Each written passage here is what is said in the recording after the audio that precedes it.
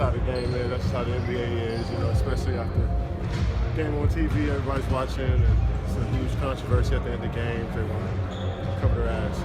Yeah. What do you think in general, though, of that policy that they've released this 2-minute report? I understand it. I understand it. I mean, especially because the fans want to know,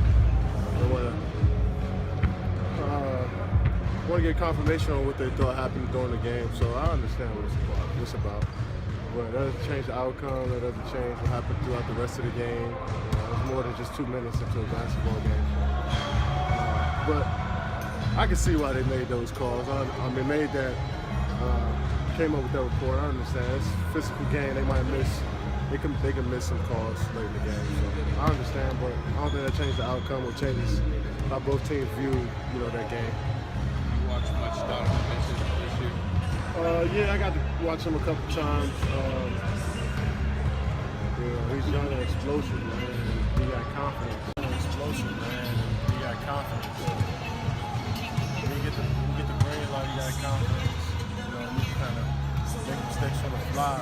Makes you a better player as the season goes on. So you see him getting better and better each month because he's out there just playing, not looking over his shoulder, man. So when you get that opportunity to just play your game, and you get a long leash, you kind of make mistakes and make sure you're play. You like this rookie class on all things like that in the game?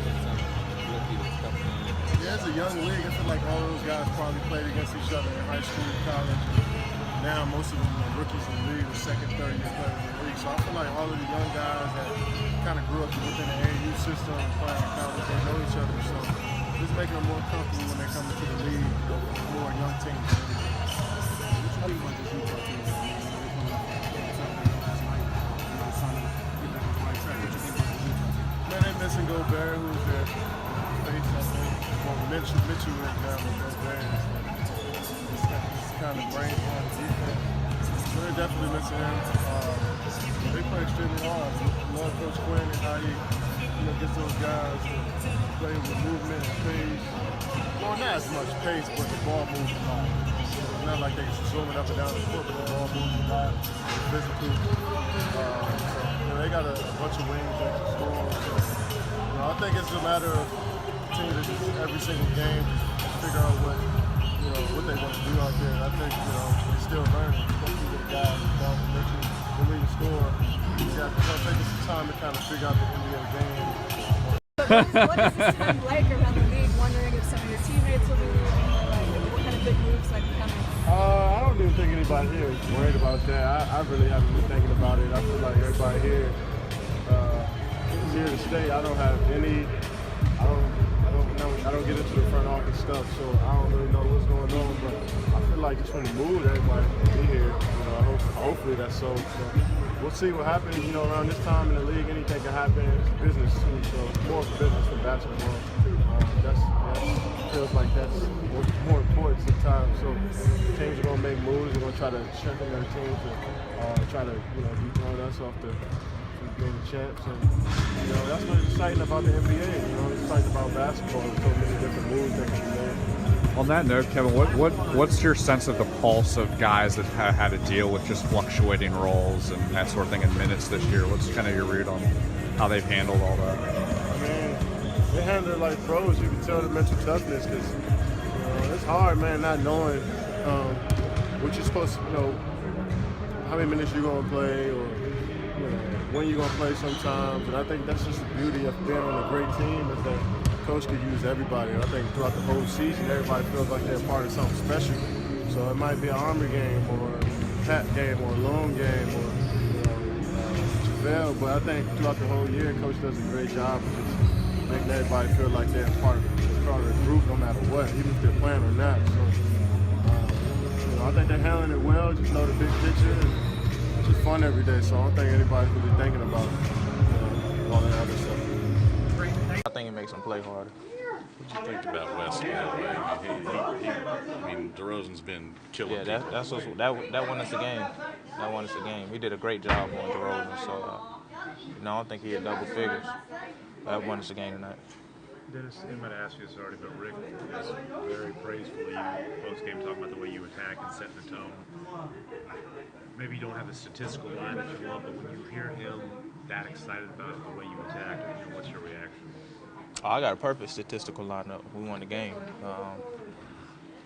That's what he told me to do, man. Like I said, it's a couple film sessions, a couple talks, and he wanted me to get back to doing what he know I can do and what I've shown I can do in this league. So I got back to it tonight, and we got to win. Is it as simple as just having that mentality to attack?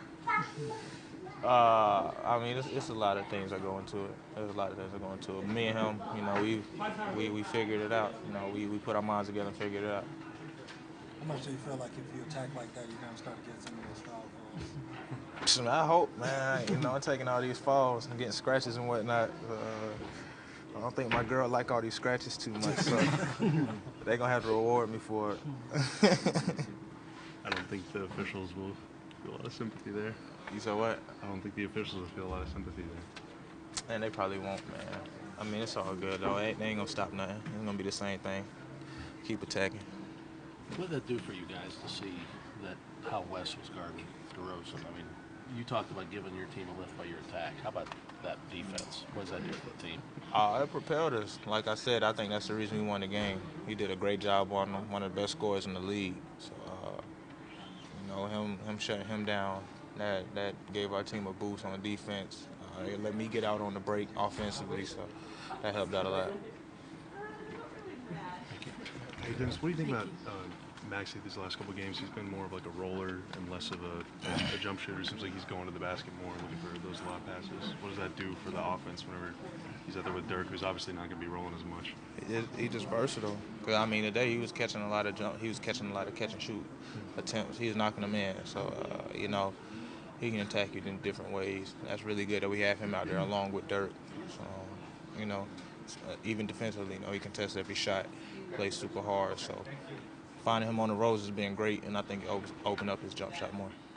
One of those players. I appreciate his game a lot, and a guy like that, you just gotta try to make things tough, make things uncomfortable, because he's a hell of a scorer. As a team, what was different about the defense? Picking up full court, just our presence. We didn't really let our offense dictate our defense. Guys came in the game and they were engaged. Yogi came in, picked up full, almost got a turnover on the first possession. So, just more of an urgency. Are these kind of games kind of like the equivalent of what a 50-point game would be maybe for like Steph Curry for you? The job that you did defensively? That's just the day at the office, That's what I'm supposed to do. That's the kind of standard I hold myself to. Obviously not a 3-16 performance, but I'm going to leave everything out there on the court every single night, regardless if my shot is falling or not. I'm going to give, my blood, sweat, guts, everything on that hardwood, because that's the way I play, and that's the only way that I know how. And that's the respect that I try to give this game. So, I'm not going to get too high about it. It's a team effort. Like always, it's a team sport. I'm just trying to do my part, offensively and defensively. Rick talked about your leadership and positivity as well through this rough start to the season. How hard has that been? It's been extremely hard, but it's a blessing every day to wake up. A blessing every day to do what you do what you love for a living, and we have an opportunity to right the ship, even if it's unlikely or doubtful or whatever the outside's talking about. As long as we believe. We've seen teams go on runs, and we have the ability to do that. Can you get a gauge on how your level of play like that lifts the level of play with your teammates around you? Sometimes, yeah. But I think it doesn't necessarily start with me. It started with Dennis and Yogi and those guys picking up full court and just establishing a line of scrimmage, as you will, and going from there. What kind of win like this do for you guys as you play the next 3 in a row? We got to move on to the next one, because we've had good wins before, and then we've had letdowns immediately after, so we can't get too high on this one. We can feel good about it. Hopefully it propels us and carries us into a hot, explosive Indiana team on the road. These next couple games on the road aren't going to be easy, but hopefully we can build off of this.